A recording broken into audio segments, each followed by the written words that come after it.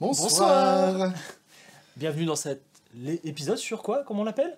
Je pense que c'est sur la fuzz. Hein. Ouais, la fuzz. La légende des fuzz. Non, l'histoire de la fuzz. À travers fuzz. les âges. Oh là là. La grande histoire de la fuzz. La saga de la fuzz. La saga de la fuzz. La guerre des fuzz.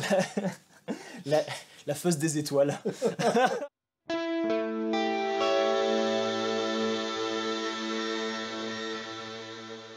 Bon, on lance un nouveau concept de saga à propos des fuzz. Ouais, c'était une grande idée d'Alex. Et effectivement, en tant que fuzzophile pratiquant, je ne pouvais qu'être ultra partant. C'est vrai que c'est probablement l'effet le plus intéressant de la galaxie des pédales. Parce que autant on peut avoir des chorus légèrement différents ou des délais légèrement différents, mais alors entre les fuzz, c'est carrément des univers complètement à part. Là, tu te téléportes. Et en plus de ça, historiquement, c'est important, puisque c'est là que notre industrie a commencé, qu'elle trouve ses origines, en tout cas l'idée d'avoir des pédales sous les pieds de cette forme-là, c'est par la fuzz que c'est arrivé. Et c'est une sacrée belle histoire. Et c'est tout à fait logique que ce soit par la fuzz, puisque c'est probablement la manière la plus radicale de changer son son. Ah bah là, t'actives la pédale, tu sais qu'elle est là. Oui, c'est ça. c'est pas un drive transparent. Non, là, on parle pas de transparence, vous inquiétez non. pas, on voit à travers. Donc l'idée, c'est que tu vas nous raconter cette belle histoire. Ouh, c'est moi qui raconte les histoires aujourd'hui. Bien sûr, pour une fois. Parce que c'est des inventions, ça me plaît, c'est oui, Écosse. c'est des savants fous avec des cheveux partout. Je sais pas, j'ai pas vu leur gueule. Non, ils sont j'ai vu leur schéma, moi, c'est tout. Ils sont anglais, quand même. Ils sont pas forcément anglais, c'est le but de l'histoire, justement. Ils peuvent être fous dans leur tête. Et ça va être donc une saga en plein d'épisodes. Ouais, et on n'a pas pu mettre genre 1 sur 3, parce qu'on sait pas le sur combien. Voilà. C'est sur... Potentiellement, en tout cas, une dizaine d'épisodes au bas mot. Ouais. Et qui seront probablement pas postés dans le bon ordre, mais qui seront numérotés de manière canon, comme les Star Wars. En tout cas, on commence bien par la première. Là, c'est bon. Voilà, c'est la vous première. Êtes au début, il n'y a pas de problème. Ce sont les droïdes que vous cherchez. Oui. Bah là, t'as R2D2.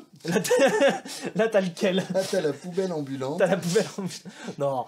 Alors, bon, du coup, là, cet épisode va être axé vraiment sur la création de la Fuzz Face, en passant bien évidemment par vraiment la création de la Fuzz, donc la FZ1, la Tonebender, etc. On va en parler. On va essayer de retracer toute cette histoire, et on va s'axer uniquement sur les voyages atlantiques, dans l'Atlantique, entre l'Angleterre et les États-Unis, parce que c'est là où... C'est ça le berceau de la Fuzz. Et c'est ça le berceau du rock. Oui, c'est vrai. ça qui est intéressant aussi, c'est... Tais-toi, toi. La Fuzz est liée à la création du rock. Mais c'est ça, et puis c'est vraiment cet échange permanent entre les États-Unis et l'Angleterre qui a fait le rock. Cet échange ou ce plagiat oui, c'est ça. Ouais. Ce pompage permanent qui a fait qu'on est arrivé... par Muddy Waters aux Rolling Stones, par les Rolling Stones à Johnny Winter, et ainsi de suite. C'est tellement beau. Et comment ça commence cette histoire alors? Eh ben, je vais te raconter ça. Alors, Julien, la toute première fois qu'on ait entendu du fuzz. Alors, c'est très difficile à dire, puisque par définition, c'est un phénomène naturel, entre guillemets, d'ampli cassé. Ouais, naturel, je ne sais pas, mais en tout cas, ça arrive tout seul. En tout cas, voilà, c'est arrivé plusieurs fois par erreur ou par accident heureux. Il y a eu donc des amplis à moitié cassés qui ont été enregistrés, comme sur Rocket 88 de Ike Turner and the Delta Cats. Il y a eu Link Wray qui déchirait son cône de haut-parleur avec une lame de rasoir. Donc il y a eu toutes ces tentatives-là. Et puis, c'est vrai. Il y a eu finalement, donc en 1960, le chanteur de country Marty Robbins, dans un studio de Nashville, avec son titre Don't Worry. Don't Worry. Ouais. C'est là-dedans qu'il y avait la première fuzz, dans la voix. Alors, non. C'est ça qui est beau, c'est que c'était sur une basse à l'origine. Ah, mais oui. Et en fait, donc, la basse était branchée en direct dans la table de mixage, enfin dans la console d'enregistrement. Ouais, je vois très bien. Et il y avait une tranche qui était défectueuse. Et donc, ça faisait un bruit de paix de mouche anémique. Et c'était formidable. Et finalement... Et j'ai déjà entendu cette histoire, voilà. Tu me l'as raconté déjà. Mais bien sûr, c'est probable. C'est fortement probable. Mais je ne fais que me répéter, mais peut-être qu'eux ne l'ont pas entendu. Mais oui, mais c'est ça. Donc allez voir Marty Robbins, Don't Worry. Ouais. Et rendez-vous compte d'à quel point McCartney a piqué ça pour la ligne de base de Think For Yourself, où il reprend de la base dans de la Tone Bender. Malin, Maca, malin, il connaissait ces choses-là. On viendra pourquoi il a repris on y reviendra. Parce que moi, j'ai entendu parler de la musique The Fuzz de Grady Martin. C'est la première fois où officiellement on enregistre avec une pédale de fuzz. Et encore, c'était pas une pédale de fuzz, c'était l'inventeur qui était derrière lui. Je suis pas sûr que c'est une pédale. Alors, déjà, Grady Martin, pour resituer, un guitariste américain important qui a joué sur on est aux US, pas mal d'albums de rockabilly. Oui. Et qui avait avec lui donc l'ingénieur Glenn Snoddy. Ah, voilà. Ah oui, c'est lui l'inventeur. Glenn Snoddy qui était présent à la fameuse session de Marty Robbins où il y a eu Et tout s'explique. Voilà. Parce que c'est lui l'inventeur de la FZ1. Il y a eu la console défectueuse. D'accord, donc le mec il a vu la console défectueuse. Voilà. Il a dit, oh là là, qui se passe un truc. Oui, et surtout, il a vu le succès du single après. Ah bah oui. Où tout le monde s'est dit mais c'est quoi ce son de dingue. Faut oui. quand même rendre hommage au courage de toute la chaîne. Bah oui. Du producteur, les mecs ils ont assumé d'envoyer un truc cassé. Voilà, c'est ça. Alors que c'était une époque plutôt politiquement correcte. Bien sûr. Oui. 1960 à Nashville, tu fais pas ça. correct. Bah oui, c'est ça. Et donc faut imaginer quand même les mecs qui sortent l'album comme ça avec ce son de base en mode j'ai pas peur. En mode, bah voilà, c'est ça qui fera la différence. Et effectivement, bah, d'un coup, les gens écoutent la basse. Et d'ailleurs, c'est bien le problème. Je suis tombé sur YouTube sur une vidéo de démo de la FZ1. Tu sais, genre la pub FZ1. Ouais. C'était mortel. Et il commençait pas par la guitare. Hein. Bien sûr. C'était vraiment à la fin. Et t'avais la ligne de basse qui était monstrueuse. La FZ1 était marketée pour les bassistes à l'origine. Et clavier, il me semble. Je crois qu'il y avait les deux. C'est possible. Je sais plus. Enfin, c'était pas la guitare en tout cas, c'était pas le sujet. Et donc, Glenn Snoddy, effectivement, a vu le succès de ce son-là et s'est mis en tête de concevoir une manière d'avoir ça sous forme de pédale. Donc, probablement, ce qu'on entend sur The Fuzz de Grady Martin, c'est un prototype de cette pédale-là, puisque le modèle de production sera fait par Gibson. 62 par Gibson. Ouais, tout à fait. C'est ça. Maestro FZ1. Puisque Gibson est propriétaire de la marque Maestro. Il n'y a pas marqué Gibson dessus, c'est juste Maestro FZ1. Ouais. La première pédale tout court, d'ailleurs, et la première pédale de fuzz. C'est magnifique. C'est le début. Je suis ému. Viens, on écoute ça. On écoute, alors, faut quand même continuer l'histoire pour comprendre le nom de cette pédale. Ah oui, je sais pourquoi. Puisque donc c'est une pédale qui a fait un four total. Un four total. Ouais, personne n'en a voulu. Ah ouais. Bah en même temps elle est moche. Hein. Non mais je veux dire à l'époque. La FZ1 d'origine. Ah ouais. Tout le monde s'en foutait. Ah bon? Bien sûr. Bah déjà le marché de la guitare électrique n'était pas encore en train d'exploser. L'explosion du marché de la guitare électrique, c'est très simple à retenir, c'est les Beatles aux États-Unis. Donc c'est début 64. Donc en 62, tout le monde s'en foutait de la guitare électrique. Aux États-Unis. Oui, c'est ça. C'est quand ils ont fait leur tournée. C'est l'apparition au Ed Sullivan Show en février 64. C'est en mode tous les trucs cathos à fond. Allez, on ouvre les vannes, on vous envoie le rock'n'roll. Du jour au lendemain, tous les jeunes voulaient monter un groupe. Ah ouais. C'est aussi simple que ça. J'imagine la révolution dans la ville. C'est pas un hasard si Fender est racheté en 65, Gibson aussi.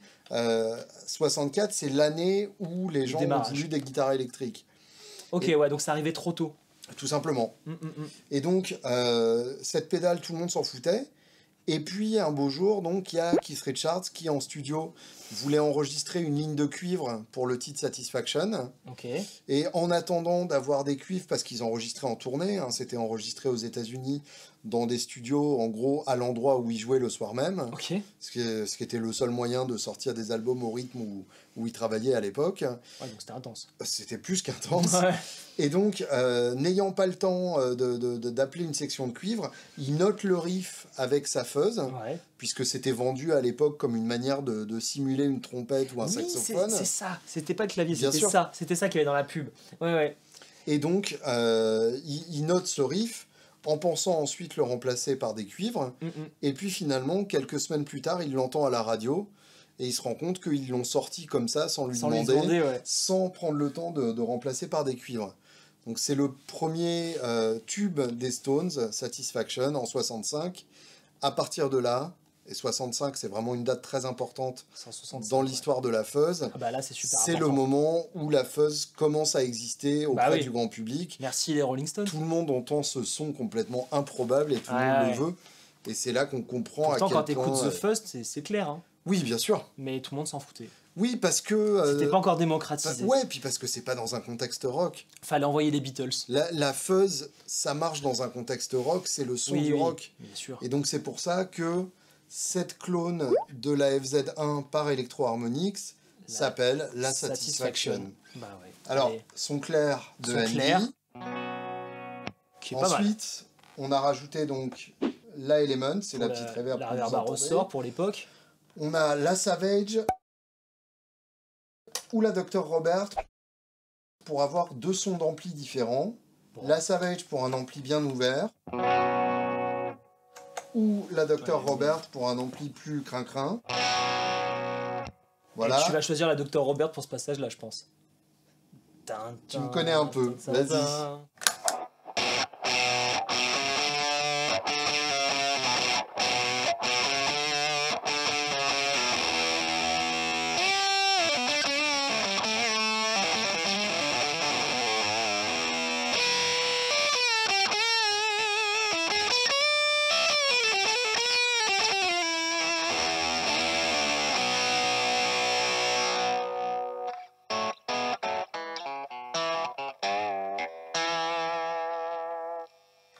C'est mignon ce fuzz. C'est chouette, hein, quand même. C'est chouette. Il y a que des aigus. C'est ça, Voilà. mais c'est émouvant de se dire que ça a commencé par là, quoi. Genre, il n'y a que les dents. Grâce à toi là. Enfin, pas toi, mais ce qu'il y avait avant. Petite pédale. Bah ouais, c'est beau. C'est beau. Ouais. Donc ensuite, qu'est-ce qui se passe? Mais attends, avant de parler de ça, je vais essayer quand même d'architecturer les propos Oui. avec un petit Tu vas peu nous parler des d'électronique. circuits, tu vas nous Oui. parler des circuits. La FZ1, bon, il est gentil, hein, l'inventeur, mais Glenn Snoddy, mais c'est ça, hein, Glenn Snoddy. Ouais, j'ai du mal avec les prénoms. Mais bon, son circuit, il était tout pété quand même. Il t'a mis 3 transistors, les uns derrière les autres, et il a dit voilà, je vais mal les régler, parce que c'est ça qui a dû se passer sur la console. Oui, bien sûr. Ça devait être mal réglé ou ça devait être pété à un endroit, et il a juste empilé des étages de gain. Et c'est pour ça que t'as plein d'aigus, parce que quand tu empiles du gain, en fait, tu vas perdre toutes tes basses au fur et à mesure, et tu vas juste rajouter des harmoniques. Je vois. En fait, c'est pas que tu les perds, c'est que tu rajoutes tellement d'harmoniques que ça te fait des aigus comme ça cadeau. Bon voilà, c'est le début. Très bien. On se prend pas trop la tête, on fait avec ce qu'on a. Et c'était, je ne suis pas sûr, mais j'imagine que c'était fortement germaniumisé. Donc Ce c'était genre, fuzz à 3 transistors germanium. Très simple, efficace. Et ensuite, tu l'as si bien dit, au milieu des années 60, on n'arrivait pas à l'époque, dans le continent européen, à importer du matos des États-Unis. C'était compliqué à cause des douanes, etc. Du coup, la FZ1 n'était pas assez démocratisée en Europe. Et on avait quand même les Beatles, on avait d'autres groupes, on avait des groupes qui voulaient faire comme eux, mais qui du coup n'avaient pas accès à ce matos. Mhm. Et t'as un mec qui s'appelle Gary Hurst, qui est vendeur au Macquarie. Oui, Chez Macquarie. vendeur slash concepteur. Voilà, chez Task Concepteur. Donc à Denmark Street, la rue la plus importante à Londres, en termes de matos. Et qui, de temps en temps, bricole 2-3 petites choses dans sa cave. C'est ça. Il reçoit une FZ1 sous le manteau.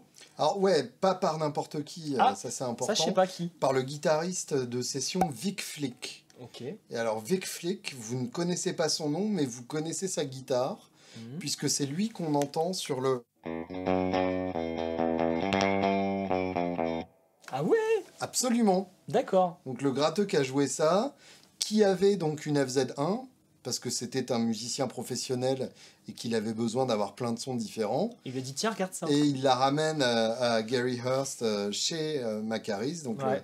le magasin de Monsieur Macquarie. Et donc il ramène sa FZ1 à Gary Hurst, il lui dit c'est super, mais il n'y a pas assez de sustain Hmm. et ça me bouffe beaucoup trop les graves.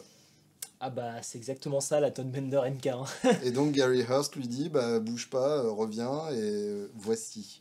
Donc voilà, Sola Sound se crée et crée la Tone Bender MK1, qui est une vulgaire clone. Qui à l'époque s'appelle la Tone Bender. Hein, Oui. il faut savoir Bah, que oui. on appelle ça Mark I, Mark II. Ah, C'était la Tone Bender. voilà. Voilà. La Mark I est devenue la Mark I a posteriori, Bien une sûr. fois que la Mark II est sortie. Et donc ça c'est une simple copie avec un changement de diode de kappa pardon, pour avoir plus de basse Mhm. et un petit réglage pour avoir plus de gain. Rien Alors, de bien méchant. Faut savoir que Sola Sound ont aussi eu cette idée De faire une belle boîte. brillante de faire un emballage en alu brossé comme ça. Et il me semble que la Maestro aussi c'était un truc que tu posais au-dessus de l'ampli. Oui, tout à fait. C'est ce qu'on disait l'autre fois. Donc aussi ils ont mis ça en format pédale plus exploitable. Tout à fait. Mais ils ont attendu quand même 3 ans pour se bouger. Et donc voilà, là, on a Une représentation, toute la base de la pédale moderne. 2 boutons, level pour le niveau de sortie, attack pour le gain. Le gain, ouais. C'est marrant qu'ils aient appelé ça attack. Ouais, c'est pour justement. attaquer ton ampli. Oui, c'est ça. C'est ça. C'est rentre dans la gueule de ton ampli. C'est ça. Et donc à cette époque-là, on commençait déjà à avoir des amplis sympas.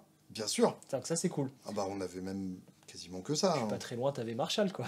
Oui, et puis t'avais ça dans un Vox AC30, c'est bien Oui, aussi. c'était Faut l'époque. pas être juste à côté. Mais c'est quand même Surtout très pas. très bien. Parce que c'est bien quand le Vox AC30 est à fond. Voilà. C'est dangereux. Et donc là, notre ami Marco de Formula B nous a envoyé sa Mini Bender, qui est une Mark I. Voilà. Mark I, on la reconnaît tout simplement par la couleur dorée. Ouais. En général, le consensus parmi les fabricants, c'est Mark I c'est doré, Mark II c'est silver, enfin c'est argenté comme ça. Et, donc voilà, si vous ne savez pas, dans le doute... Ouais, ça donne une bonne indication. Voilà. Bon, le circuit est le même, il y a 3 transistors, ça c'est une information importante. C'est du même style, c'est un schéma très simple. C'est Ingui même style. Ingui même style. Par contre, on va écouter, ça sonne mieux. C'est étonnant. Mais justement, alors, explique-moi à quoi électroniquement ça peut être dû qu'une pédale sonne mieux avec les mêmes composants. C'est les mêmes composants, mais pas les mêmes valeurs. Donc en fait, tu vois, le premier inventeur, il avait juste un phénomène physique. En plus, qu'il a écouté sur une table de mixage pétée. Donc des aigus, tu devais en avoir. Oui. Donc il s'est bien dit, sûr. je veux faire la même chose parce que ça a marché. Oui, et puis c'était pour la basse. Donc de la basse, par définition, t'en avais à la base. T'en as. Oui, oui. Et là, tu rentres un peu dans le principe d'endorsement ou de collaboration artiste-marque. C'est quelqu'un qui vient avec une demande parce qu'il vient de la scène. Et il te dit, bah moi, il me faut plus de gains, plus de basse. Bien sûr. Et il a réussi à formuler sa demande. C'est comme ça. De la graine. Voilà. C'est ce qui crée de belles choses. Vous qui voulez un son transparent, mais qui en fait voulez pas du tout un son Ouais, c'est transparent. ça. Bah viens, on écoute ça. Et on Allez, compare sur avec- la Savage. tiens. Sur la Savage. Allez.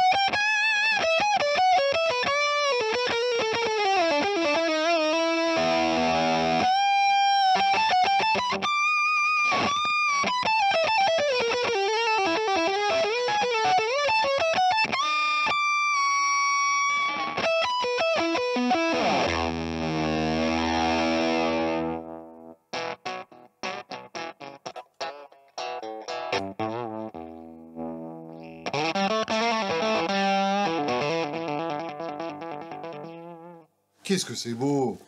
Ça sonne quand même cassé en clean. J'adore. Mais par contre, c'est beau. En sature, La j'adore. Mark I, c'est quand même quelque chose. Ouais, c'est pas négligé dans ton choix de fuzz. Hein. Très très beau. Ce qui est difficile, c'est que t'as autant envie de la Mark I que de la suite. Oui, complètement. C'est assez délicat, ça. Donc la Mark I, en termes d'artiste, c'est qui? Pete Townsend. Ouais. Euh, Déjà, on pourrait s'arrêter là. Voilà. Bon, bah voilà. quoi d'autre? Qui d'autre? Jeff Beck, Jeff Beck, dans les Yardbirds. Les Yardbirds. Et puis, surtout, celui qui est devenu vraiment associé au son de la Mark I, c'est Mick Ronson, le guitariste de Bowie, période Ziggy D'accord. Stardust. Ah oui, ok. Donc Ouais, voilà, ouais, ce qu'il faut. un truc plutôt chouette, quoi. Qui quasiment l'a gardé presque tout le temps enclenché dans son Marshall. et géré ensuite au potard de volume. Enfin un qui avait compris. C'est encore une nouvelle invention. C'est ça, C'est un là, on truc rentre révolutionnaire. Ouais. Bon, Donc, on fera un épisode sur la Rangemaster. Donc Ah oui. On va pas se perdre là-dessus tout de suite. Oui, ça c'est important. Mais avant d'évoluer, la Tonebender, juste après ou en même temps, on sait pas exactement par rapport à date, ça se joue à un mois près, il y a l'apparition de la Zonk Machine. Zonk, donc Z-O-N-K, Oui, Zonk. qui est notamment devenu célèbre parce qu'utilisé par Mark Bolan, Ok. le guitariste de T-Rex. Donc Ah. on est dans le même genre que Mick Ronson, justement. Et là, ça a été le fruit d'une étude, toujours basée sur la MK1. Mhm. Donc à mon avis, ça a été une étude parallèle à la Tonebender MK1. Mhm. Je pense que c'est un clone de la FZ1 avec les mêmes problématiques. Ouais. Et ils sont allés plus loin. Ils ont mis un transistor au silicium pour avoir une meilleure stabilité. D'accord. Et donc un meilleur bias. Ils ont Donc intégré, il y a quand même une différence de circuit entre la ils Mark ont I intégré et la Zonk. notion de bias. Excellent. Et ça arrivait un mois après la MK1 de Solar Sound. D'accord. Donc ça se joue à peu de choses. Hein. Intéressant. Donc ça, la Zonk, on l'a pas aujourd'hui. En fait, on a upgradé la vidéo qu'on voulait vous faire Si aujourd'hui vous en cours de voulez, route. vous pouvez en envoyer une. Voilà. Voilà. Mais j'ai le schéma. C'est pas bien méchant à faire. Un jour, peut-être, on se le fera. Alors justement, ouais, ça intéressant ce que tu dis. Là, les merveilles qu'on a sous nos yeux, on a du procès, c'est des circuits hyper simples en fait. C'est ultra simple. Ce Quand qui on est- dit 3 transistors, c'est qu'il y a vraiment 3 Ce qui est transistors. compliqué en fait, c'est d'appairer les bons transistors entre eux. C'est en fait de les trouver, Ouais. déjà. Et ensuite, quand tu les reçois, il n'y avait pas les mêmes normes qu'aujourd'hui en termes De tolérance. de tolérance. Et donc, tu as des gains qui diffèrent selon ce que tu reçois. Ouais. Donc, tu les reçois, tu regardes tes gains, tu regardes les courants de fuite et tout. T'en Et jettes tu- la moitié. T'en jettes la moitié et tu dis alors, pour ce circuit, j'ai besoin de ça. Hmm. Mais en réalité, c'est parce que, encore une fois, c'est ce qu'on disait dans une autre vidéo sur l'évolution de notre marché. Mhm. On est sur du snobisme et en même temps de l'incompréhension Oui. d'électroniciens Bien sûr. débutants. En réalité, tu as un transistor avec un gain différent, tu as juste à changer ce qui vient autour. Hmm. Mais il faudrait tout Oui. redesigner, donc ça devient complexe, Je comprends. et donc tu n'as pas envie de faire ça. Donc D'accord. le mieux quand même, c'est de trouver le bon transistor pour faire Mm. la bonne fuzz. La suite de l'histoire, tu la connais. Oui, bien sûr, mais j'aime bien t'entendre la raconter. On rentre dans la Tonebender MK 1.5. Mark 1.5. 1.5, effectivement. 1.5. Alors- Alors, pourquoi 1.5, je sais pas. Il y a dû y avoir quelques versions avant. Et ben alors non, justement, c'est ça qui est intéressant. Ah. C'est une histoire que je trouve rigolote. C'est qu'en fait, c'est une version qui n'existait pas. Autrement dit, il y a eu quelques 1.5 qui ont été faites, Ok. mais qui en fait n'ont pas officiellement existé. En gros, Parce que officiellement... là, on est en 66-67. Donc, entre... Non, entre 65 et 66. Et là, il y a déjà eu des versions qui, comme ça, des protos. Fin 65, début 66. Ouais, ok. En gros, je crois que la 1.5, il me semble que c'est mars-avril 66. Ok. Pour être vraiment le Ouais, plus ouais. pignolesque possible. Mhm. Et donc, en fait, Qui était de toute façon. t'inquiète, on est Ouais, déjà ouais, dedans. non. Officiellement, Solar Sound est passé de la Tonebender à la Mark II Professional. Oui. Il n'y a pas eu de transition Il n'y a officielle. pas eu de pédale entre les deux. Ok. Et alors, par contre, des dizaines d'années plus tard, donc même carrément dans les années 2000, Ouais. il y a un collectionneur suédois Oui. qui s'appelle Dennis Johansen, Ouais, ouais. qui a ouvert une de ces Tonebender et Donc qui Mark s'est I. rendu compte, ou Mark II, je sais plus, Ok. mais qui... Non, Mark I par définition, t'as Mark I. raison, Ouais, ouais. puisque la Mark II n'existait pas Et encore à ouais, c'est l'époque, ça. et qui s'est rendu compte qu'il n'y avait que 2 transistors à l'intérieur. Hmm. Et il s'est dit, mais attends, On m'a niqué. la Tonebender, c'est 3. Et du coup, il s'est rendu compte que, effectivement, ça a été confirmé avec Gary Hurst après, il y a eu un modèle de transition entre la Tonebender tout court, appelée Mark I a posteriori, une fois que la Mark II est sortie, et la Mark II. Donc, par définition, si c'est assez entre la obscur, et hein. 1 et la 2, c'est la 1,5. Ah, c'est pour ça le point 5. Tout simplement. Ah, comme c'est tellement pas ingénieur. Ah non, Ah non, non. non, t'inquiète. Ah non, parce que tu vois, ça, j'aurais appelé ça 1.1 et 1.2. Non, bah non. 1.5. Non, c'est 1,5. 1,5. C'est presque une 2, et Oh c'est là pas là. une 1. Ah, ça craint. T'as mal à ton ingénieur là. Ah putain, je me sens pas Et, bien. et je trouve ça hyper émouvant parce que ça veut dire qu'on ne sait pas tout de ces Bah, anciennes c'est- pédales. C'est bizarre parce que c'est-à-dire que le mec il développe un truc de ouf Mhm. qui se fait gentiment copier, on verra par la suite. et il dit rien. Bien sûr. Non, mais parce que ça lui plaisait pas.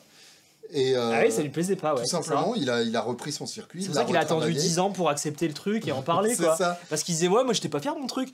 Et effectivement, la 1.5, c'est intéressant parce que potentiellement, ça veut dire qu'il y a sûrement d'autres versions de transition. Ah bah oui. Et ça nous montre aussi à quel point, à l'époque, en fait, chaque pédale était unique. Ah bah C'est-à-dire que des Mark I, Ah oui. alors certes, on vous a fait écouter ce son-là, Ça peut mais sonner on prend différemment. des Mark I d'époque, il y en a probablement aucune qui sonne de la même manière que sa voisine. On l'a vécu avec la Big Muff. Exactement. On est en train de tester des Big Muff pour prototyper. Chaque Big Muff est différente. Bien sûr. C'est un enfer, les gars. Et même au sein de la même version. Oui, oui. De La Ramsey, même Green Russian ou même Ramsey, c'est c'est pas l'enfer. du tout la même chose. Donc effectivement, ça nous montre bien aussi que... et c'est l'intérêt des collectionneurs, Ah oui, oui. c'est qu'ils vont nous apprendre des choses aussi sur nos pédales, plus que les designers ou les ingénieurs, qui eux, pour le coup, de toute façon, une fois qu'ils ont atteint le circuit qu'ils cherchaient, c'est tous triste. les intermédiaires, Ah ouais. ça n'existe pas. Oui, c'est ça. Donc effectivement, c'est comme ça qu'on est arrivé à la 1.5. 1.5. Donc la 1,5. Tu l'as Savage ou tu l'as Robert? Oh, on va commencer à savager. On va Savage. Soyons plus respectueux. Allez.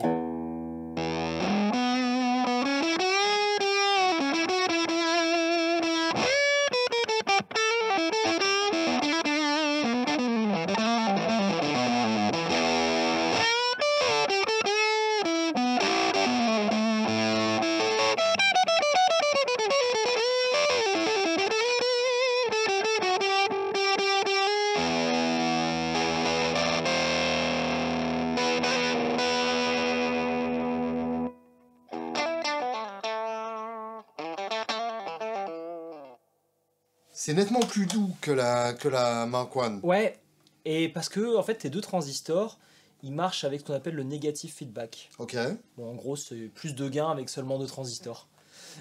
d'accord.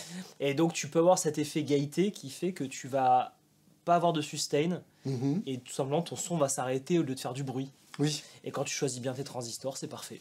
je vois. Voilà le. Et le fait sujet. qu'il y ait que deux transistors explique qu'il y a moins de gains que sur la Mark I. Oui, oui, bah la Mark I, je t'ai dit, hein, c'est 3 gains comme ça qu'ils ajoutent à fond en mode vas-y, souffre. En mode dans ta gueule, encore plus dans Voilà. ta gueule et tiens dans ta gueule. Tandis que là, le fait qu'il y ait ce negative feedback, ça donne une personnalité. Hmm, Quelque chose de beau, de sensuel et de différent. c'est trop beau ce que tu Ah dis. ouais, J'aime bien quand tu parles. ouais, ça c'est. Ouais. Et c'était le début en fait de tout. Oui, bien sûr. Enfin, du nouveau tout. Parce qu'il y a eu des débuts de tout, mais là on est dans le nouveau. Et alors, comment on passe de ça à ça?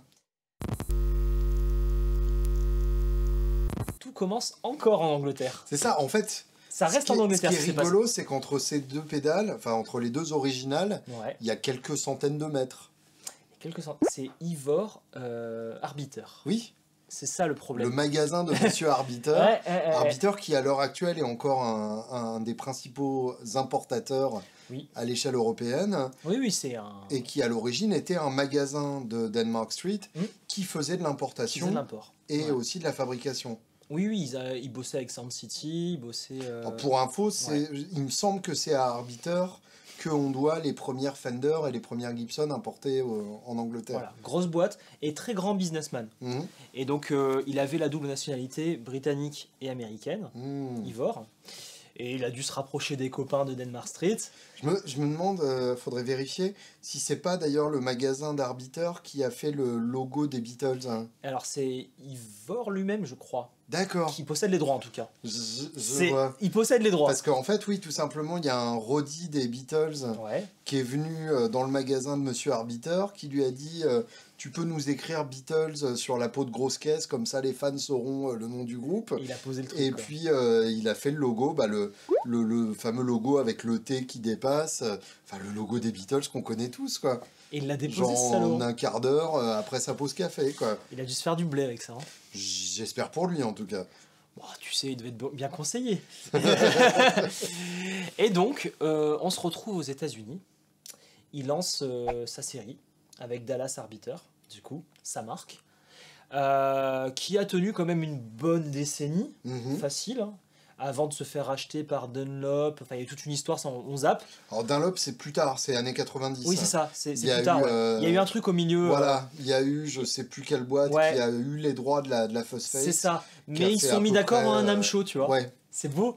À un NAMM Et- show, il y a eu un Et deal. Dunlop, ensuite, s'est mis à racheter plein de marques. Ouais. Ils ont racheté MXR, ils ont racheté Et Crybaby. Et je crois que c'était Dallas Manufacturing, la boîte entre les deux, un truc comme ça. D'accord. Parce que Dallas Arbiters, parce qu'il s'est installé à Dallas et Mhm. tout ça, tout ça. Bon, bref, il va aux US avec le schéma de la 1.5 dans la poche. Et il dit, la 1.5, elle se vend 30 pounds, moi je vais vous la faire pour 6 pounds. Bougez pas. Voilà. Et donc ça s'appelle la Fuss Face parce qu'il a eu l'idée de te mettre des yeux, une moustache, enfin voilà quoi. Ouais, une il m'a- tête. il m'a fallu longtemps pour voir le visage dans la Ouais. Fuss Et Face. une fois que tu l'as vu, c'est fini, C'est t'es ça. cassé. Les yeux, le nez, la bouche. Ouais, tout voilà. simplement. Ouais, il n'y a pas de moustache, c'est moi qui viens de l'inventer. Tu sais, Ouais. petite barbe. Tu sais, Ouais. la barbe à la Ah, Homer si. Simpson. Ah là. ouais, tu bois trop de bière. Pinaise. Et puis, surtout, cette forme Ouais. dont il faut dire qu'il s'est inspiré, en fait, des bases des pieds de micro de l'époque. C'est ça. Et, Et il les a juste sciés. Tout simplement, ouais, exactement.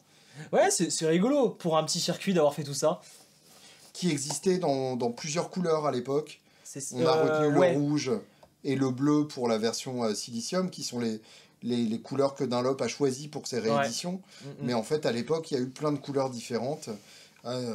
Différentes nuances aussi de Il y ces a eu du couleurs-là. gris, je crois. Tout à fait. Il y a eu un bleu un peu grisé aussi. Un bleu plus ouais, clair, plus oui, clair, oui, tout ouais. à fait. Bah après, bon, c'est au niveau du circuit, par contre, il y avait quelque chose d'intéressant. Ouais. C'est que la chose qu'ils ont inventée, c'est le true bypass. Non. Si, c'est eux qui ont inventé le true bypass. Incroyable. apparemment. C'est qu'en fait, ils utilisent un DPDT, ce qui Ouais. fait que tu n'as pas de fucking LED, au lieu d'avoir un Ah. 3PDT, donc D pour double. D'accord. Donc tu as deux pôles qui switchent. Il me semble, de ce que j'ai vu, la première fois qu'on voit ça dans une pédale. Excellent. Voilà, c'est Alors c'est ce que que j'ai lu sur les pourtant, internets. leur bypass est tout sauf transparent.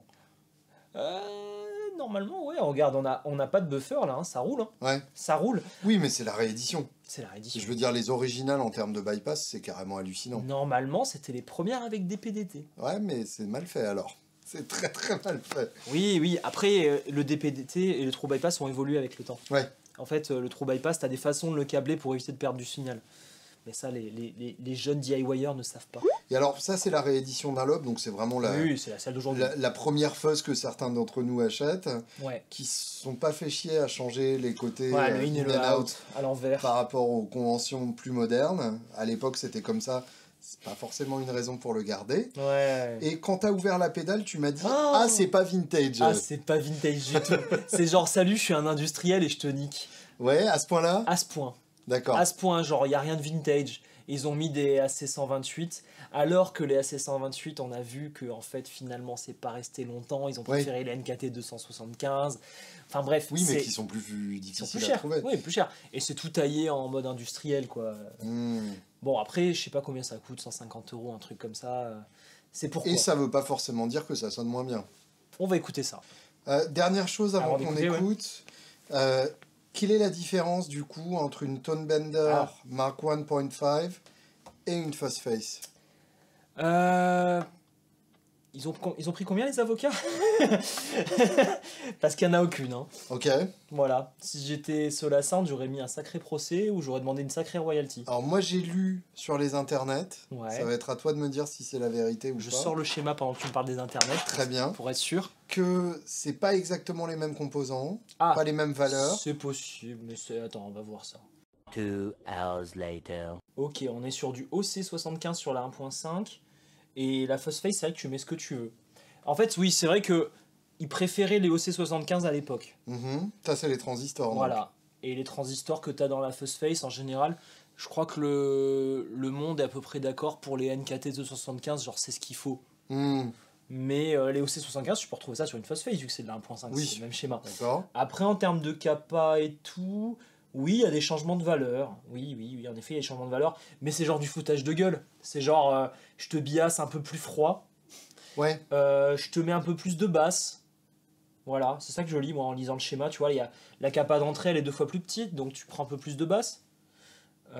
Sur la Fuss Face. Non, tu prends un peu moins de basse sur la Fuss Face. Tu prends un peu d'accord. moins de basse, pardon. Tu prends un peu moins de basse. Il y a une capa qui passe de 25 micros à 20 micros.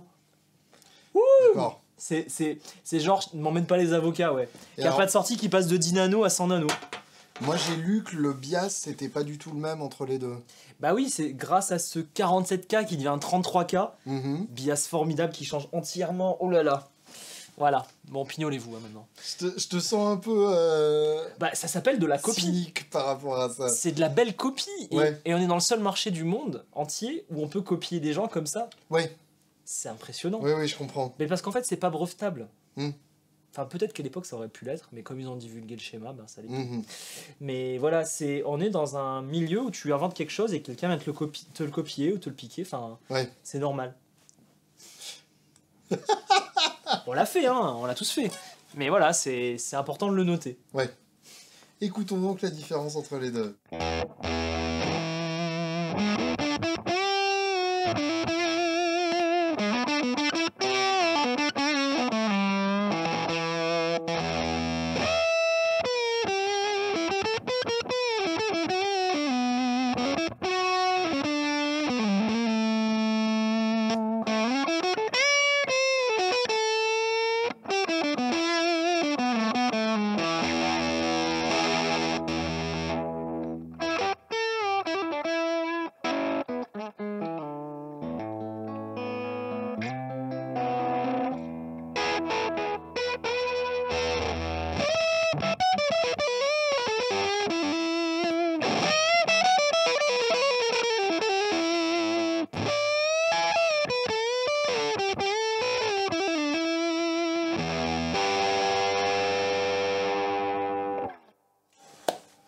Il y a une différence. Il y a une différence, Mais ça reste le même esprit. je serais tenté de dire qu'en fait, c'est le même genre de différence qu'on trouvait entre deux modèles de Fuzzface différents.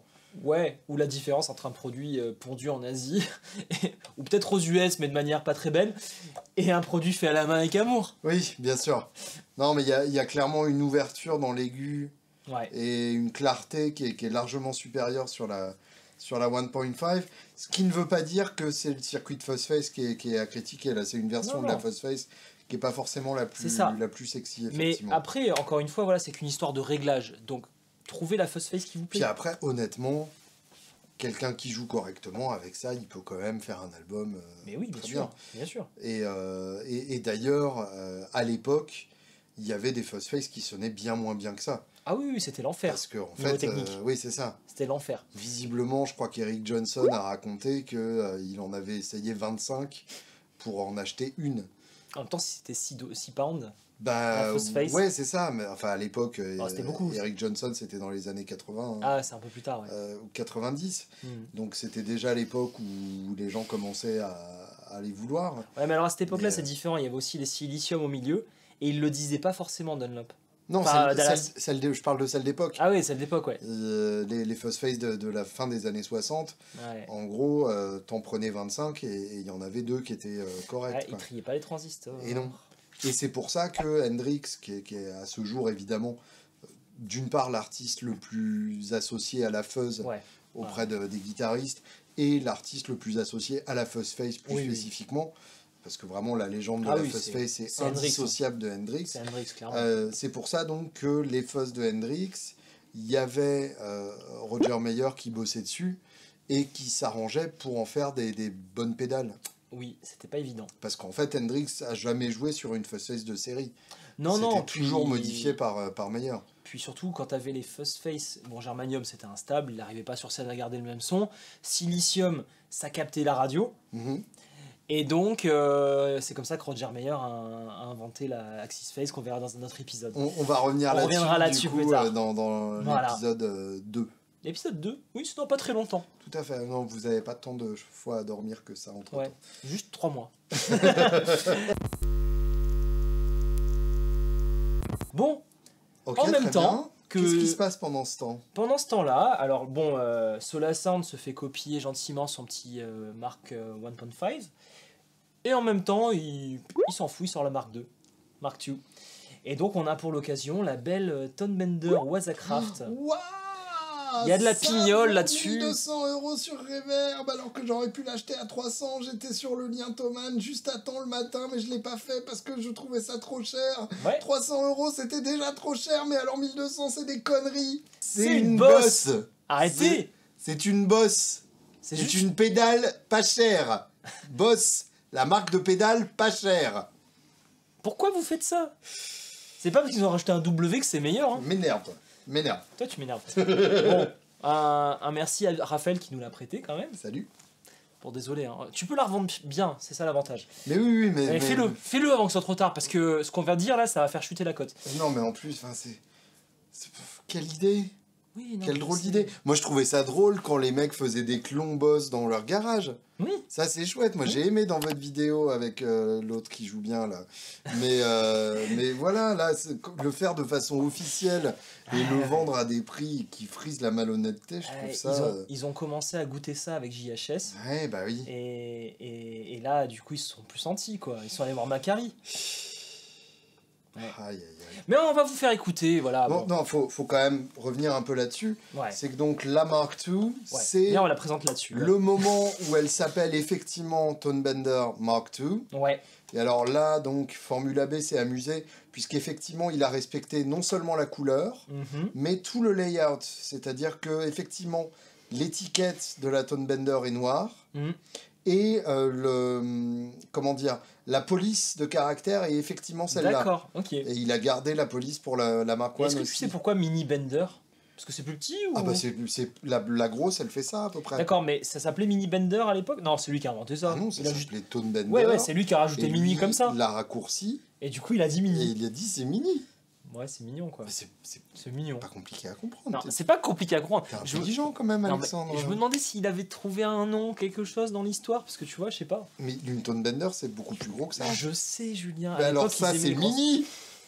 Si c'est pas gros, c'est mini. Mais c'était... Et donc, la Mark II, pour le coup, s'appelle Professional Mark II. Oui. C'est pour ça que là, il a mis Pro, Pro 2. 2. Ouais. Et c'est la Tonebender de Jimmy Page. C'est pour ça qu'on se branle encore dessus à l'heure actuelle. Tout simplement parce que c'est celle qu'on entend sur le premier album de Led Zepp.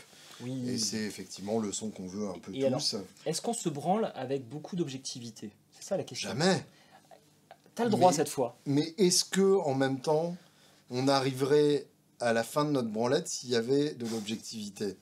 Tu vois ce que je veux dire? Non, Est-ce non, que l'objectivité est sexy en Non. soi? Bah, voilà. Non, mais là, il y a vraiment une raison pour laquelle tu devrais acheter une Mark II. Bah, Je la connais, cette raison. On Elle va est le- fabuleuse. on va le voir, c'est que ça sonne quand même. Oui, alors ça, évidemment. C'est quand même un très très beau Mais son. je vais te dire pourquoi. Vas-y. Ils ont rajouté un transistor. Oui. Il y a un troisième transistor. Non, ils n'ont pas rajouté un transistor, ils ont remis le transistor Ah non, de non, la, non, 3, non, non, non, de la non, non, non. première qu'ils avaient rangée. C'est rien à voir avec la Mark I. Tu vrai prends la Mark I, tu jettes, tu refais. Oh, jette pas. Non, Non. mais je l'aime bien. Bah, tu gardes ta... Écoute pas, il le pense pas. Non, mais la Mark I, c'est parce que t'aimes la Pauvre Mark I. petite, elle est si mini. En fait, vraiment, t'as besoin des deux. Parce que la Oui. Mark I, c'est la Mark I. Basta. Mhm. La Mark I.5, c'est le schéma Fuzzface qu'on connaît avec le négatif, Mhm. feedback, etc. La Mark II, c'est le même schéma, mais c'est pour ça qu'il l'a jamais sorti, parce qu'il s'est dit, tiens, j'ai vu qu'il y a ce problème d'impédance, Mhm. que selon la guitare que tu mets, ça marche pas, selon ton réglage, selon comment tu stacks, ça marche pas. La D'accord. Fuzzface, ça marche pas, Ouais. sauf quand tu maîtrises. Regardez la vidéo maîtrisée, la Fuzzface. Et il a rajouté un étage de buffer. Non. Si. T'as un buffer Il a intégré. fait ça. Mais un buffer transistor bien calé qui C'est fuzz. ça le transistor en plus. Oui. D'accord. C'est une 1.5 avec un étage qui permet de l'adapter en impédance. D'accord, mais donc c'est finalement c'est impropre de dire que c'est une fuzz à 3 transistors. C'est une fuzz face avec un buffer, D'accord. Qui fuzz. Je me sens tellement moins con grâce à toi. c'est cadeau. Et donc, ça te permet d'avoir un bon son quoi qu'il arrive et d'avoir le son que le concepteur avait imaginé. Génial. Voilà, tu sais tout. Je trouve ça très émouvant. Et donc, on va écouter quand même la boss qui était là pour ça. Bien sûr. Mais vous allez voir que la Formule AB Ah, la Mais non, mais je 1.5 dis et ça la parce 12. que je suis dégoûté de pas l'avoir acheté. Non, non, mais regarde, J'aime bien sa texture. ça mérite pas 350 euros. Faut arrêter, ni 1000 de. Enfin, arrête, c'est pas nous. C'est pas nous. Je la Arrête. veux quand même. Oui, oui, bah, tu vois avec Raphaël, si t'as 1000 euros à lui donner. Oh non, non, mais ça vaut 300 euros. Ça vaut 300 euros, Sois pas Raphaël. malhonnête, Raphaël. Allez, on écoute? Allez.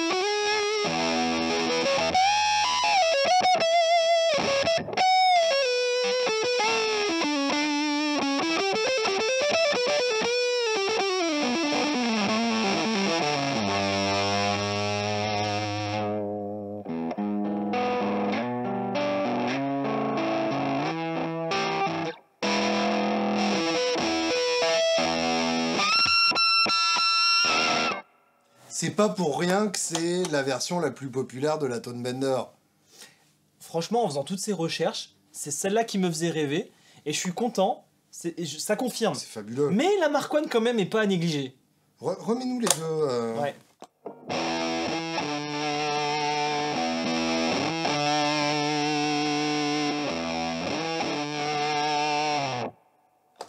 Y a pas à chier, hein. C'est une bosse. C'est comme les autres, mais c'est moins bien. C'est une bosse. Non, sans deck, c'est pas bien. Non, c'est pas. Enfin, moi, je préfère la Formule AB, quoi. Non, mais ce n'est pas une bonne pédale. Ce n'est pas une Mark II comme on aimerait. Je sais, enfin... Pourtant, ils ont fait ça avec Macari, soi-disant. oui, Macaris Oui. devait être très content, Ouais, d'ailleurs. ouais, c'est ça. Il a- 5000 pédales avec des il est royalties. parti à Haïti Voilà, c'est ça. pendant 8 mois. Non, mais voilà, quoi. Non, c'est pas bien.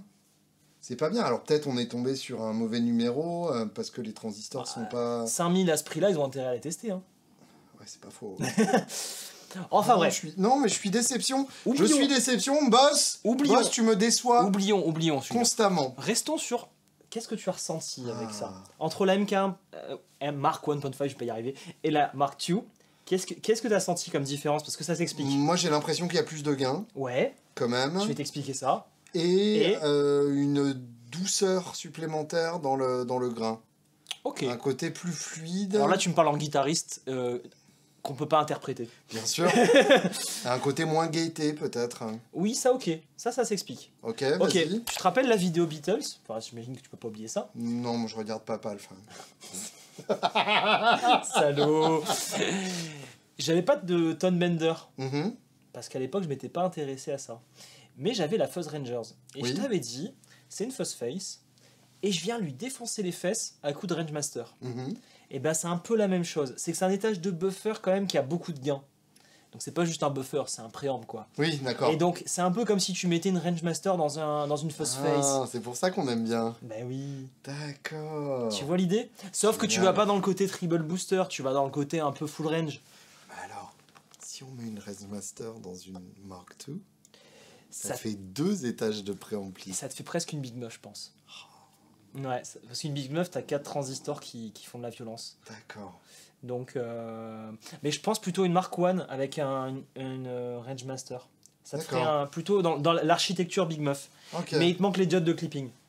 Mais qu'est-ce que j'aime ce son, c'est fabuleux. C'est beau, hein. C'est vraiment très très Ouais, beau. ouais. Ça s'éclaircit presque aussi joliment qu'une Fuzz Face. Et puis... Oui, c'est pas pareil. Parce que du coup, avec cet étage en plus, tu peux moins cleaner. bien sûr. Tu peux moins cleaner. Oui, mais quand même. Mais quand même. C'est un meilleur clean-up que Oui, que celle d'avant, ouais. truc-là.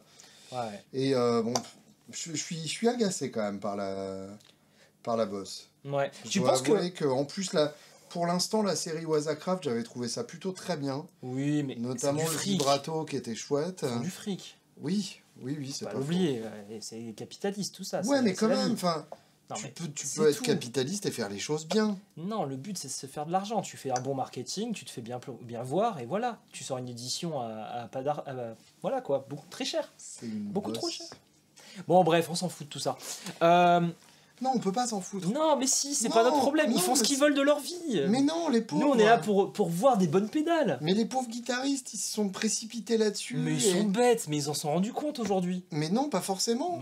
Mais je suis sûr que moi, qu'il y en a plein qui ont acheté ça en se disant c'est ça la Tone Bender ultime. Ah, Et qui n'ont pas joué d'autres Tone Bender et qui du coup se disent ouais, la Tone Bender, c'est pas la folie. Non, il y a mieux dans il y la a vie. mieux. Et j'avoue que Il y a une vie en dehors de la faites gaffe caverne. avec le DIY. Ne faites pas des Tone Benders sans savoir ce que vous faites. Parce qu'au début, je faisais ça, moi, et je trouvais ça nul, alors qu'en fait, c'est génial. Il faut tester des bonnes Tone Benders avant de les cloner. Donc, On retourne aux US. d'accord. Bakersfield. Donc là, on était... Là, on est en Angleterre. Pardon, on était en Angleterre. On était chez Solar Sound, tout allait bien, tout est beau. Chez Mais Solar Sound et chez Vox. Et chez Vox, oui. Faut pas oublier Alors, que... Vox, je crois que c'est plus dominant à partir de la MK3. Même pas, Même non, pas, non, non dès la Dès Mark la- II, Ouais.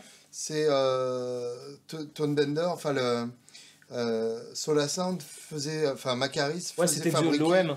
par Vox aussi. Ouais. Vox qui fabriquait en Italie à l'époque. C'était italien, ouais. Comme, Alors, comme les Crybaby. enfin, la marque est anglaise, mais du coup, Tout à fait. la prod en Italie, ouais. Exactement. Ok. Et donc, c'est encore à l'heure actuelle la plupart des Tone Bender Mark II qu'on peut trouver. Hmm. Moi, FD d'Italie. Ouais, j'ai eu la chance d'en utiliser beaucoup une sur le deuxième album des Angels, qui n'est pas encore sorti d'ailleurs, qui sera peut-être sorti au moment où on fait cette vidéo. De qui? De British Company? Non, une originale de Vox. Une originale de Vox. Et, Ok. et pour le coup, bah, c'est assez excellent. Bah oui. Ça sonnait pas comme ma réédition, justement, Mhm. parce que pour le coup, j'ai eu la chance, enfin, j'ai eu une période de Tone Bender. Donc, j'ai eu JMI. Oui, JMI, ouais. Donc, j'ai eu ces deux-là chez JMI et ces deux-là chez British Pedal Company, Mhm. plus la Range Master. Enfin, Ouais, t'étais calé, quoi. j'ai un peu craqué. T'avais ce qu'il fallait. Et la Vox, c'était encore un autre son, pas plus perçant, plus... Par définition, c'était le modèle que t'as eu, ça aurait Bah pu oui, être c'est ça, différent exactement. avec un autre, etc. Alors après, je peux garantir que ça sonne pas comme ça, par contre. Non. On a compris qu'il faut prendre une Formule AB. Mais non, mais les pauvres, les Oui, pauvres les pauvres. Mais ils ont été 5000. guitaristes qui... 5000 à se faire avoir. Mais plus Ah, que ça, parce que... Ils sont pas fait tant avoir que ça. S'ils sont pas bêtes, là, ils la revendent vite, Oui, bah avant oui, que le c'est prix ça. chute. Mais bon, ça c'est encore autre chose. Bref.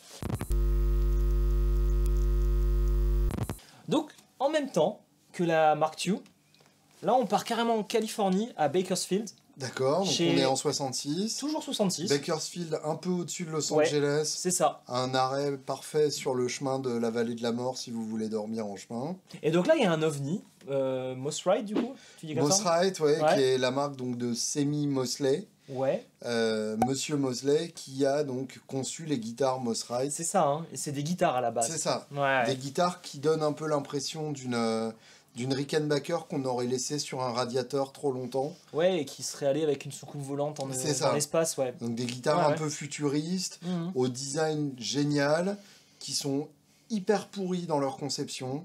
Vraiment, Ah bon à jouer, c'est un enfer. Ok. Bah, tu sais, c'est du niveau des Tesco, Oui, c'est un peu le Harmony, délire, ouais. etc. C'est un peu le délire, Enfin, ouais. c'est Ouais. vraiment... ces guitares, oui, c'est made in USA, mais c'est mal made in the USA. Ouais. Et c'est la raison d'ailleurs pour laquelle les made in Japan ont pris le dessus après. Oui. Et les Mossrite qui étaient connus donc pour leur utilisation par les Ventures. Voilà. Les Ventures qui étaient le groupe de surf instrumental par excellence. On est en Californie. Vraiment tout des va bien. superstars Ouais. à l'époque. Et qui sont passés tout d'un coup tous sur Mossrite. Bah, il leur avait fait un ampli quand même. Voilà, un ampli, des guitares signatures. Tout. Et C'est les enfin, copains, voilà, tout. je vous sers. Et la marque Mossrite sera connue ensuite, quelques années plus tard, pour être la marque des Ramones. Ah ouais, Parce que, d'accord, quand bah, même, tout c'est pas rien. Oui, mais en fait, la raison, c'est Johnny Ramone qui voulait la guitare la moins chère du magasin parce que c'était un sale punk et qui préférait mettre son argent dans des doses d'héroïne plutôt que dans des conneries comme une guitare. C'était pas pour ça, c'était pour transmettre un message Voilà. de. Je sais pas. Et accessoirement, il y avait l'héritage, du coup, entre le surf et le punk, qui sont deux styles intimement liés dans l'imaginaire collectif américain. Donc voilà, Mossrite, c'est ça. Bon, et il a mis de la fuzz dans l'ampli des Ventures, et il s'est dit, comme le même système que la Honey Psychedelic Machine, je vais le sortir, je vais te faire une pédale. Et d'ailleurs, les Ventures l'ont utilisé pour un titre qui s'appelle si je me souviens bien, quelque chose comme 10,000 pound bee. Donc l'abeille, Je te fais confiance. l'abeille qui fait des 18 tonnes, ce qui est une très bonne description du son de cette pédale en fait. C'est exactement ça, tu verras, c'est pas du tout... Alors là, on est dans une création, encore une fois. On n'est pas dans le son des Tone Bender, on n'est pas dans le son des Fuzz Face. Ça reste quand même un fuzz à 2 transistors qui produisent un effet un peu particulier. Tu sens qu'il y a une vibration, il y a comme un côté vibrato, cassé, gaieté. On écoute ça.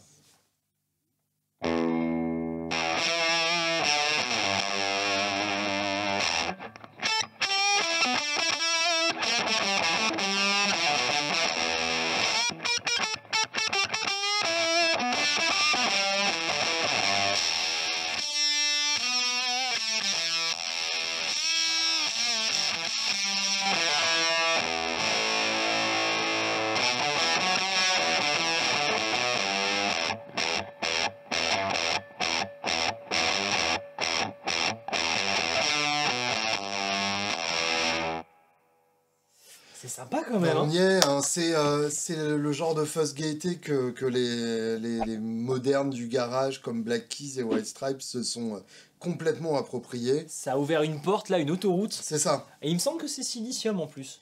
c'est probable, Et de mémoire. Voilà. vu la À saleté vérifier. du truc.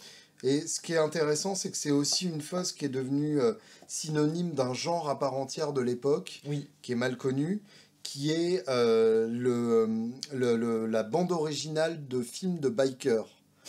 À l'époque, donc, il y avait tout plein de films de motards dans la lignée du succès d'Easy Rider, évidemment, mais beaucoup moins bien Je fait. t'avoue, je connais pas les films de motards d'époque. Bah voilà, c'est toutes les bandes originales, c'est une fuzz ride dans un trémolo hyper poussé.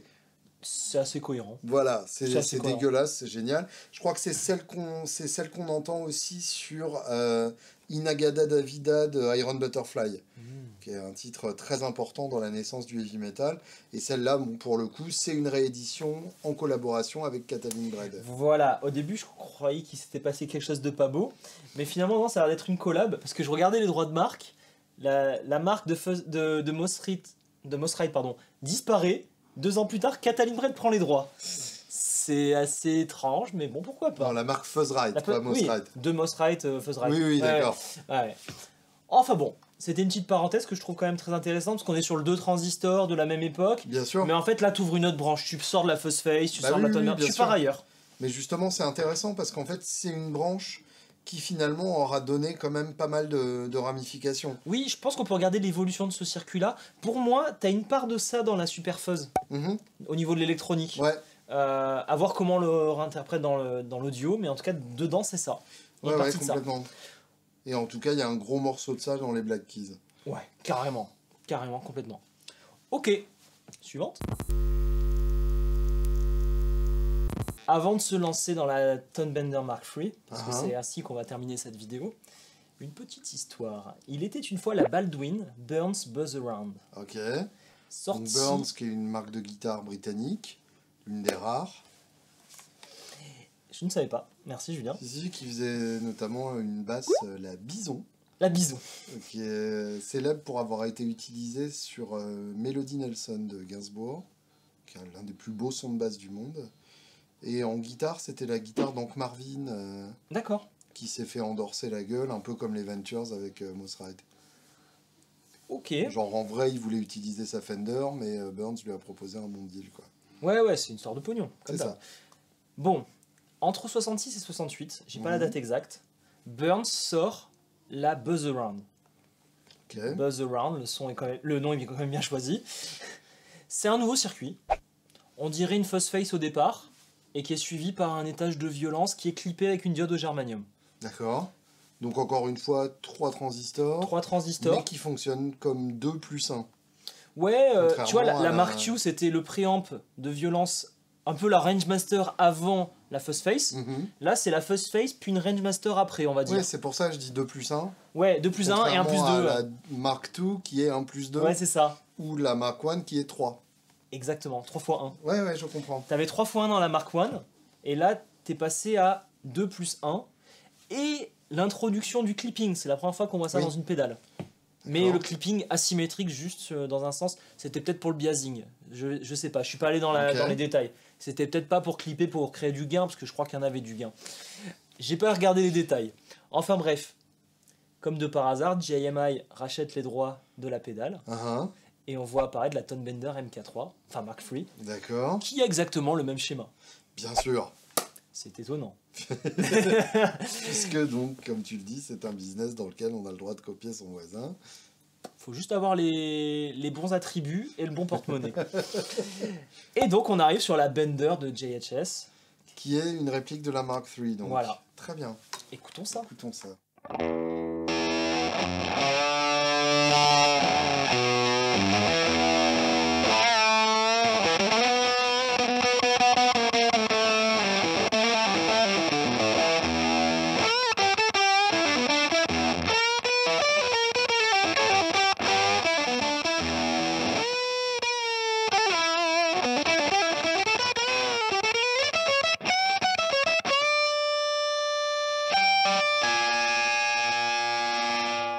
Alors, C'est pas très bien. Hein. j'ai été un petit peu difficile en plus. La Buzz C'est pas Around, très bien comme fuzz. je préfère ce qu'il y a eu avant aussi. C'est vraiment pas très Bah là, bien. c'est l'extraction de la Tonebender au fur et à J'ai mesure. j'ai eu de l'espoir quand t'as touché les boutons. En fait, c'était moins bien. C'était de pire en pire. C'était bien réglé au début. J'ai oublié un détail important quand même. La Buzz Around, il y avait un potard qui ne s'appelait pas Tone. Je me rappelle plus ce que c'était. On aurait dit plus un bias dans le circuit. D'accord. Tandis que là, c'est quand même l'apparition de la tonne. Ils se sont quand même dit, on commence à avoir. Je pense que ça devait être à l'époque de l'apparition du Twin, peut-être. Est-ce qu'il y avait le Twin à cette Oh, époque-là? le Twin, non, Non, c'est il qu'elle a- existe depuis le Tweed. Hein. Ouais, c'est début des années 60. Ouais, même Ouais. fin 50. Ouais. Bon, ils avaient accès à des amplis clean. Et ils se sont D'accord. dit, trop d'aigus, tue l'aigu. Je On va vois essayer de ton mettre une raisonnement. tonne. Sauf que ça n'a pas marché. Je crois que c'est pas complètement con ce que tu dis. Voilà l'idée. Et ils en avaient marre de mettre des amplis à donf. Ils se sont dit, bah tiens, on va essayer de mettre une tonne. Sauf que bah, ça n'a pas marché. Là, c'est raté, ça. C'est raté. Il y a un mode, viens on tente, on laisse une seconde Allez, chance. vas-y. Mais du coup, attends, juste pour finir là-dessus, ils avaient quand même rajouté la tonne par rapport à Burns. Oui, d'accord. Voilà, ce qui est pas négligeable.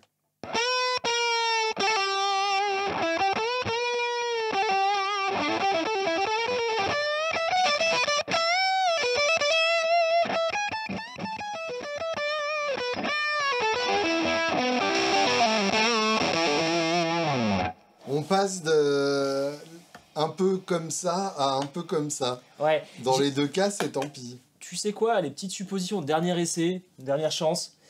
Peut-être que, comparé aux autres fuzz, il n'y a pas besoin de la contrôler avec une overdrive. Essayons. Essayons. Je ne sais pas. Oh la vache. Je ne sais pas. Le mec est prêt à tout pour sauver sa fuzz. Quoi. Ouais.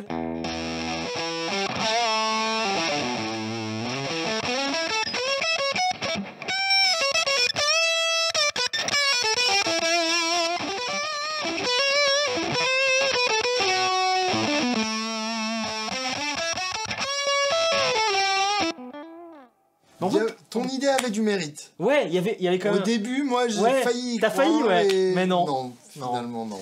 Non. Bah, j'aime pas finir sur une note comme ça. Mais on va finir sur une note beaucoup plus excitante. Ouais. Alors déjà, merci pour cette histoire. Bah, merci à toi. Il y aura d'autres épisodes. Ouais. Notamment donc un épisode 2 où tu vas nous raconter l'histoire de la Axis Fuzz L'histoire de la fuzz face au silicium, même de manière générale. et la Et la Axis Axis Fuzz Fuzz de dedans. Jimi Hendrix. Ouais. Et puis il y aura un épisode 1.5 où on fera un blind test de toutes ces pédales. Mmh. Parce que je me suis dit, et je remets complètement en question mon poste de fuzzophile là-dessus, et de fuzzologue, c'est Fais que... gaffe, ça craint si tu te loupes. Hein. Bah ouais, mais effectivement, dit comme ça, moi, j'aime pas, j'aime vraiment pas, j'aime Encore moins. scandaleusement pas, et Bork. Ouais, Bork. Et par contre, Il reste ça, quoi. Love, oui, pourquoi pas, Oui, pourquoi pas, mais voir faut- ouais. la gueule Tu de ta réécouteras chambre. le solo d'Annie California avec Chloé. C'était monstrueux. Ah, mais ça m'étonne pas. Dans une Blues Breaker, là. Bien sûr, tout est question de contexte. Ouais, de contexte, faut Mais toutes l'éteindre. ce que je veux dire, c'est que ces deux Oui, choses-là, dans ma ça c'est le musique, sexe. Ça c'est ça, le sexe. j'en veux. Ouais, je suis d'accord. Et donc, est-ce que en blind test, je serais capable de les reconnaître immédiatement? Franchement, tu vas un peu en chier, je pense. Je pense qu'en plus, là, on est quand même en fin de journée Ça, de tournage. T'as les oreilles fatigues, Voilà. elle qui chauffe et tout. À mon avis, ça va être un difficile. carnage. Ouais. Et puis, bah, c'est la fin de l'épisode. Oui, et du coup. Toutes Les.